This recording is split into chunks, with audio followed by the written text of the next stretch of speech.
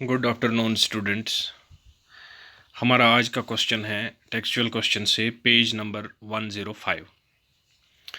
Question number 1, इसमें पहले density की डिफिनीशन दी गई है, बाद में कुछ चीज़ें लिखी गई हैं। इसमें बोला गया है इनको कि इंक्रीजिंग ऑर्डर, यानी कि पहले सबसे कम, उसके बाद उससे ज़्यादा, उसके बाद उससे ज़्यादा, इसी तरह से आयरन तक, एयर से लेकर आयरन तक बताना है। सबसे पहले कम डेंसिटी किसकी है, उसके बाद किसकी है, उसके बाद किसकी है। अब चूंकि हमें डेंसिटी की डेफिनेशन इसमें ये बताई गई है, mass per unit volume of a substance is called density, यानी कि मास कितना है और वो जगह कितनी लेता है अगर कहीं पर रखी जाए, उसको डिवाइड करके निकलता है डेंसिटी क्या होती है। अब आगे जो चीज़ें दी गई हैं वो है एयर, एग्जॉस्ट फ्रॉम चिमनीज, यानी कि जो ईंट के भट्ठों के ऊपर जो वो लोहे की या स्टील की जो भी हो वो पाइप्स बनाई होती है, उनको चिमनीज बोलते हैं। ये इंडस्ट्रीज से या ईंट की भट्ठों से, फैक्ट्री से, वहाँ से ये निकलते हैं जो कि धुआं जलता हुआ बाहर आ जाए। उसके बाद हनी यानी कि शहद, वाटर यानी कि पानी, चाक यानी कि जिसमें आपको ऐसे समझ में नहीं आएगा, कैल्शियम ऑक्साइड बोलते हैं। या ये बताइए आपके जो चूना आम तौर पर, उसको हम ऐसा बोल सकते हैं, जिसके वो चाक भी बने होते हैं, जो चाक लिखते हैं ब्लैक बोर्ड पर। उसके बाद कॉटन यानी कि रुई, फंब यथ इस कशर पे वनान, एंड आयरन यानी कि लोहा, शिश्तुर। अब चूंकि इन वर्ड्स में इंक्रीजिंग ऑर्डर जो डेंसिटी है वो बनती है सबसे पहले एग्जॉस्ट फ्रॉम चिमनीज, उसके बाद एयर, यानी कि एयर की जो डेंसिटी है वो एग्जॉस्ट जो चिमनीज से निकलता है वो ज़्यादा है, एयर, यानी कि जो एग्जॉस्ट चिमनी से निकलता है उसकी डेंसिटी एयर से कम है, और जो अट्रैक्टिव फोर्सेस हमने पढ़ी थी जो एयर में बहुत कम होती हैं, चिमनीज़ में उससे भी कम होती है, जिसकी वजह से ये ज़्यादा स्पीड में निकलता है। इसके बाद एयर के बाद कॉटन, क्योंकि कॉटन फंब हवास मज हेकान रूजित, एयर में ये उड़ सकती है रुई। उसके बाद कॉटन से ज़्यादा डेंसिटी है चाक की, यानी कि चूने की, और उसके बाद शहद की, और शहद से ज़्यादा फिर आयरन की। शहद से ज़्यादा और चीज़ों की हो सकती है, लेकिन इसमें डायरेक्ट लोहा फिर बताया गया है, otherwise it may be plastic also, मगर ये यहाँ पे आयरन तक इधर बताया गया है क्वेश्चन में, इतना ही पूछा है। इसके बाद question number 2, A part, tablet differences in the characteristics of states of matter, यानी कि मैटर की जो करेक्टरिस्टिक्स हैं उनकी जो आपस में डिफरेंसेस हैं वो बताओ, यानी कि सॉलिड जो है, लिक्विड है या गैस है, ये तो है स्टेट्स ऑफ मैटर।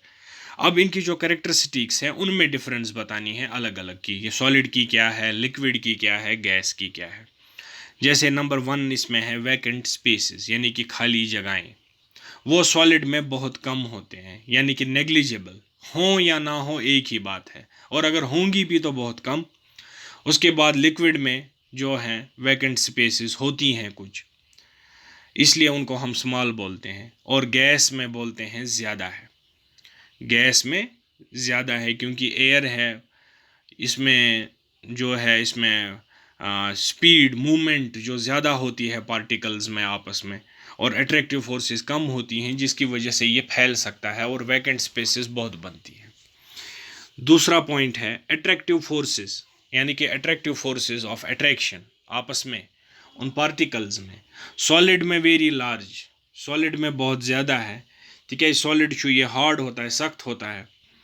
लिक्विड में स्मॉल, स्मॉल इसलिए क्योंकि एक आदमी लिक्विड में यानी कि पानी में डुबकी मार सकता है, पानी कट जाता है, जब आदमी डूब जाए तो पानी फिर से वापस, जैसा कि पिछले जो है कल हमने पढ़ा था उसमें था वो टॉपिक।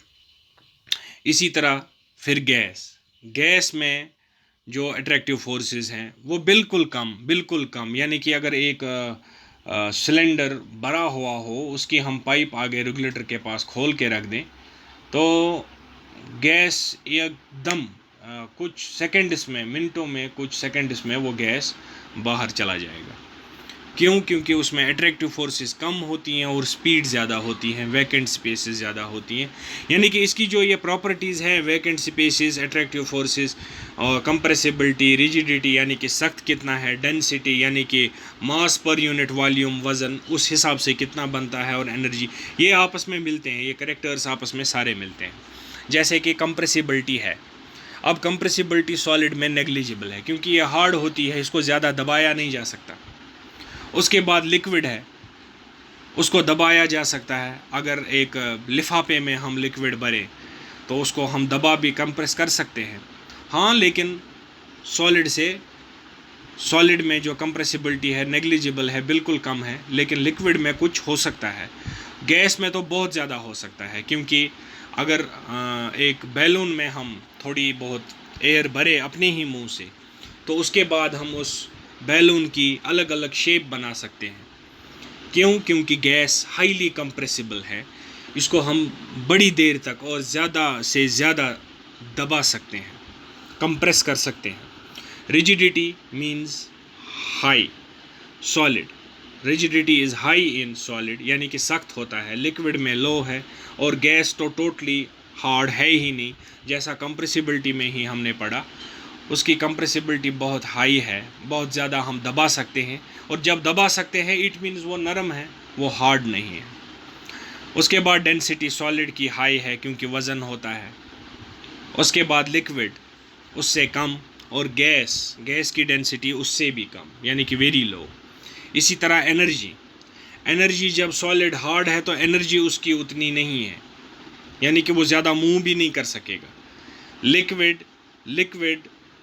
में जो ये है एनर्जी है, लिक्विड में जो एनर्जी है